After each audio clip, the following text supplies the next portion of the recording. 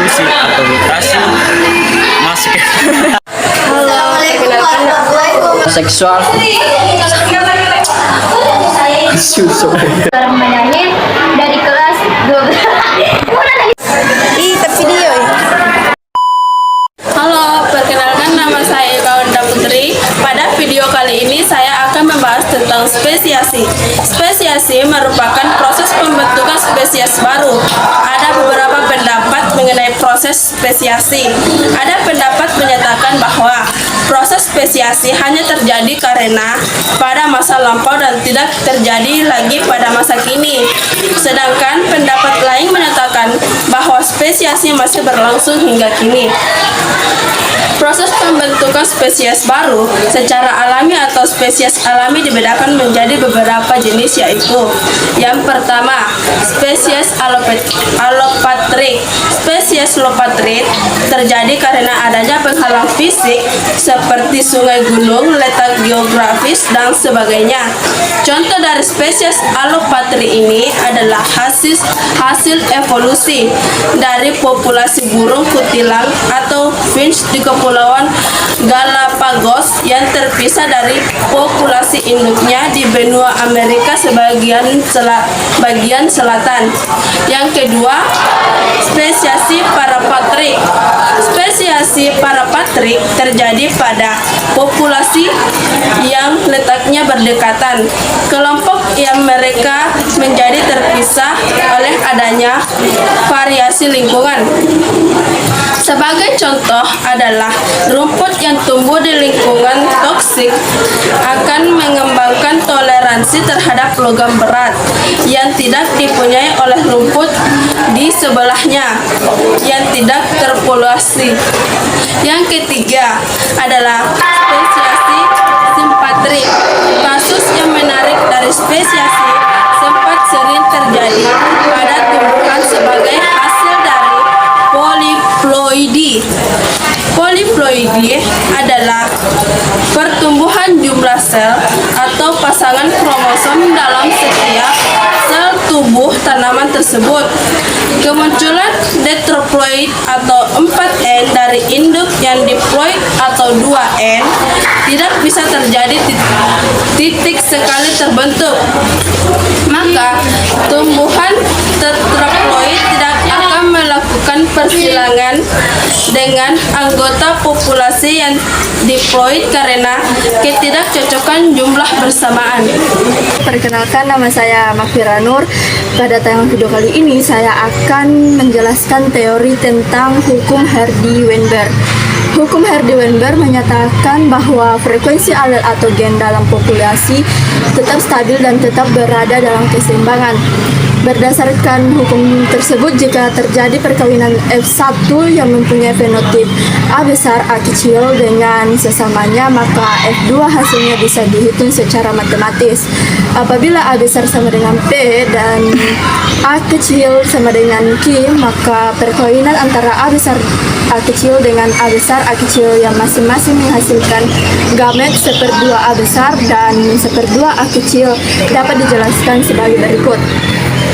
A besar A kecil disilangkan dengan A besar A kecil sama dengan 1/2 A besar tambah 1/2 A kecil dan 1/2 A besar tambah 1/2 A kecil sama dengan 1/4 A besar tambah 1/2 A besar A kecil tambah 1/4 A kecil.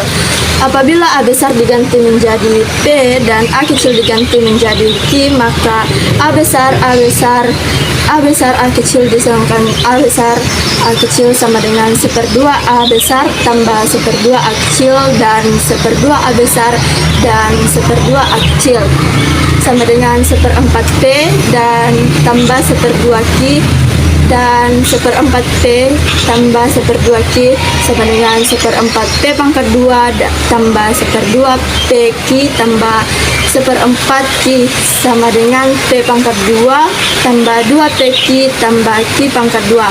Karena jumlah total kehadiran gen A besar dan gen A kecil dalam populasi adalah 100% sama dengan 1, maka Pi tambah Q sama dengan 1.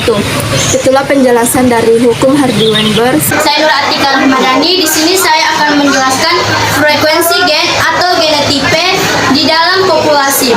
Frekuensi gen adalah perbandingan antara gaya yang satu dengan gen lainnya di dalam satu populasi. Misalnya, suatu populasi mempunyai gen dominan A besar dan gen resesif A kecil. Kemudian gen tersebut sama-sama adaptif. Maka generasi yang bergenotipe A besar, A kecil maupun A kecil mempunyai daya fertilitas dan viabilitas yang sama. Misalnya, populasi tersebut dimulai dengan 50% AA besar jantan dan 50% AA kecil betina. Maka dalam generasi F1 semua populasi bergenotipe A besar A kecil. Apabila dilakukan perkawinan F1 dengan F1, maka frekuensi genotipe F2 adalah 25 AA besar, 50 A besar A kecil berbanding 25 A kecil. Untuk 1/4 AA besar banding 1/2 A besar A kecil banding 1/4 A kecil. Saya Nur Fadila, saya akan menjelaskan tentang materi seleksi alam. Dalam mekanisme evolusi, seleksi alam adalah teori yang mempunyai konsep bahwa makhluk hidup yang tidak mampu beradaptasi dengan lingkungannya lama-kelamaan akan punah. Makhluk hidup yang tertinggal hanyalah mereka yang mampu beradaptasi dengan lingkungannya, dan sesama makhluk hidup akan saling bersaing untuk mempertahankan hidupnya. Contohnya adalah yang terjadi pada kupu-kupu biston betularia. Kupu-kupu biston betularia putih sebelum terjadinya revolusi industri jumlahnya lebih banyak daripada kupu-kupu biston betularia hitam. Namun, setelah terjadinya biston betularia hitam, jumlah kupu-kupu biston betularia foto lebih sedikit daripada kupu-kupu biston betularia hitam. Ini terjadi karena ketidakmampuan kupu-kupu biston betularia putih untuk beradaptasi dengan lingkungannya yang baru. Pada saat sebelum terjadinya revolusi di Inggris, udara di Inggris masih bebas dari asap industri, sehingga populasi kupu-kupu biston betularia hitam menurun karena tidak dapat beradaptasi dengan lingkungannya. Namun, setelah revolusi industri, udara di Inggris menjadi gelap oleh asap debu industri, sehingga populasi kupu-kupu biston betularia putih menurun karena tidak dapat beradaptasi dengan lingkungan akibat mudah ditangkap oleh predatornya. Perkenalkan, nama saya Muhammad Ibnu Wahyu. Di sini saya akan menjelaskan tentang teori migrasi. Migrasi atau perpindahan anggota populasi dapat berlangsung sebagai imigrasi keluar dari populasi atau imigrasi masuk ke dalam populasi. Jika perpindahan ini menyebabkan populasi terjebak atau terisolasi oleh kondisi geografis, maka akan menyebabkan terbentuknya keseimbangan genetik baru di tempat tersebut. Keseimbangan ini bisa sama, bisa juga tidak, tergantung pada kondisi lingkungannya. Jika lingkungannya sangat ekstrim, dapat mengarah pada terbentuknya spesies baru. Mutasi gen adalah mutasi yang terjadi pada sel soma atau sel tubuh tidak diwariskan. Sementara itu, mutasi pada sel kelamin dapat mengakibatkan timbulnya sifat baru yang menggantungkan bila sifat-sifat baru tersebut dapat beradaptasi dengan lingkungannya, maka individu tersebut akan terus hidup dan mewariskan mutasi yang dialaminya kepada keturunannya. Teori juga dikenal sebagai neo-darwinisme. Jika mutasi selalu terjadi pada sel kelamin, dari generasi ke generasi dapat menyebabkan susunan dalam gen kromosom generasi pendahuluan, sangat berbeda dengan generasi berikutnya.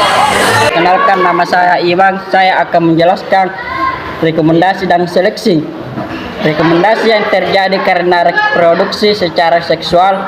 Proses reproduksi seksual menyebabkan geng-geng yang sealel bertemu dan berpasangan pada individu baru yang terbentuk. Hasil ini merupakan faktor penting dalam proses evolusi. Sekian dari penjelasan saya dan teman-teman kelompok saya. Apabila ada kesalahan, mohon dimaafkan. Wabillahi taufiq wal hidayah. Wassalamualaikum warahmatullahi wabarakatuh.